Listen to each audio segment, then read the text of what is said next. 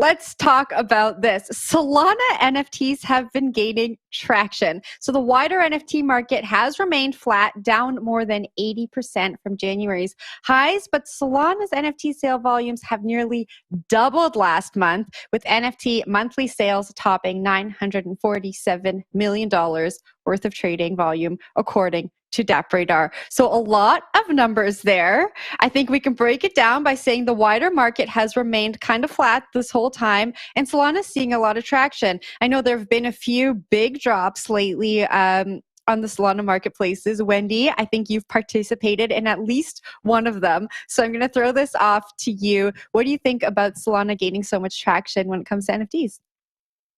I think that Utes kind of kicked it off. And full disclosure, I was able to get on the whitelist. I got the scholarship application. So I went ahead and used my own money to mint a tube. And eventually it's going to reveal to a Ute. I have no idea when that is because the hype has kind of died down a little bit.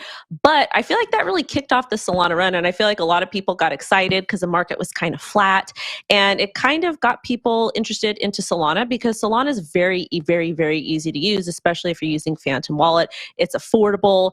Even with the Ethereum merge, gas prices are still not pennies. You're still paying a couple bucks to do anything, sometimes higher when the network is clogged. So Solana is a great alternative, in my opinion, and it's kind of fun over there. Interesting chain, except it does go down every once in a while. So.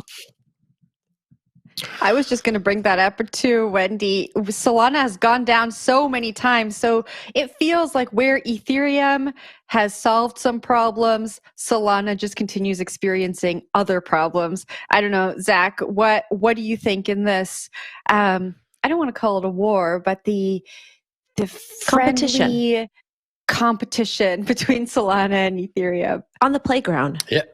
Highly different value propositions, right? I mean, things are cheap in Solana land. When it's working, the transactions are cheap, right? They execute quickly and cheaply. And for a lot of NFT projects, that's a very attractive proposition. You see like projects specifically in the gaming NFT space. We saw Justin Kahn, who I think was a Twitch co-founder, who's launched Fractal, which is sort of betting big on this idea that gamers are really going to come around to ownable digital assets that can enhance their in-game experience, right? So you have that from Fractal. You have a bunch of other people sort of moving in that direction. I think Magic Eden is also taking steps to integrate more gaming NFTs into their platform. So I think, potentially, and it's hinted at in this article by Decrypt, potentially that's sort of that's the medium to long-term implication of what this excitement may be about.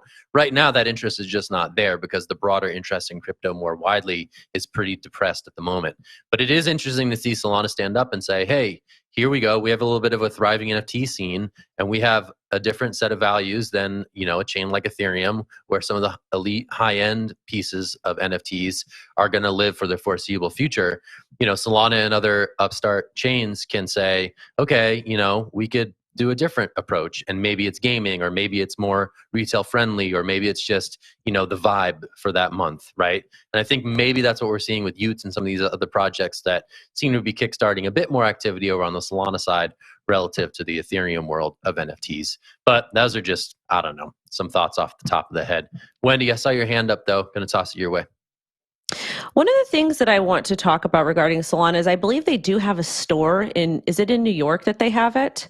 And you can go in there. Yeah. They've got shoes, they've got merch, they've got NFTs on the wall. So it kind of is giving me like Apple vibes because Apple's got that store. Everybody loves to go in and you sit and do nothing in there for hours. I don't even know what goes on in that store. But anyways, I think that is a cool marketing proposition for them. It kind of creates like a good user experience. And what I mean by good user experiences is like when you have a problem with Apple, you can literally go into the store and you can have somebody help you.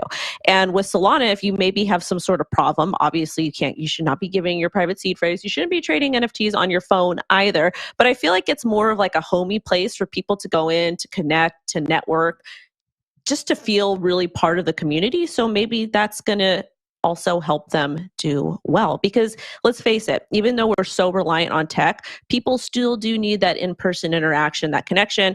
And a perfect example of that was NFT NYC.